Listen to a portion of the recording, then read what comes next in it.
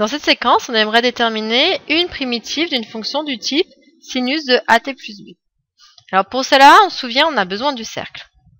Donc je vous avais expliqué, donc on a besoin de repartir des dérivées. Quelle serait la fonction qui, lorsque je la dériverais, donnerait quelque chose du type sinus de at plus b? Alors, on sait que pour dériver, c'est un d, donc je descends. Donc je veux descendre de telle manière que j'arrive à un sinus. Donc la fonction avant, ce serait ici moins cos.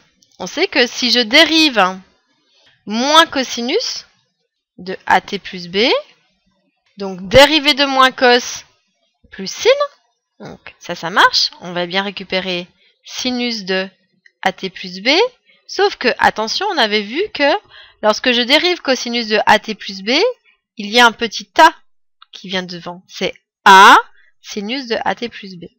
Donc la différence entre ici et ici, c'est que là, on voudrait un coefficient de 1. Donc ça veut dire que pour passer de là à là, il va falloir qu'on divise par a. Et si je divise par a ici, je suis obligée de diviser par a ici. Donc ça ferait moins, donc si je divise par a, donc j'ai 1 sur a de cosinus de at plus b.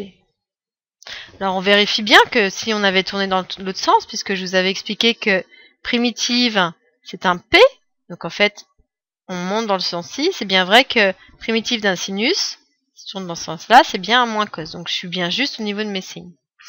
Donc ça veut dire que une primitive de sinus de at plus b serait tout cela, c'est-à-dire moins 1 sur a de cosinus de at plus b. Si on a juste sinus de 4t, donc si on compare, a vaudrait 4, et puis b il disparaît, b vaut 0, mais en fait ici il n'intervient pas dans la primitive.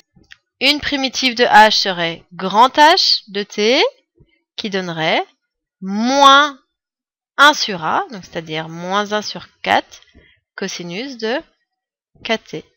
Donc on vérifie, si on fait la dérivée de h, donc le moins 1 quart je le garde parce que c'est une constante, fois dérivée de cos, donc on a vu que dérivée je tournais dans le sens là, donc dérivée de cos je suis ici, à moins sinus, mais on fait attention, comme c'était la dérivée de cosinus 4t, dérivée de 4t c'est 4, donc ce serait moins 4 sinus de 4t. Et effectivement, 4 se simplifie, moins se simplifie, il reste bien sinus de 4t.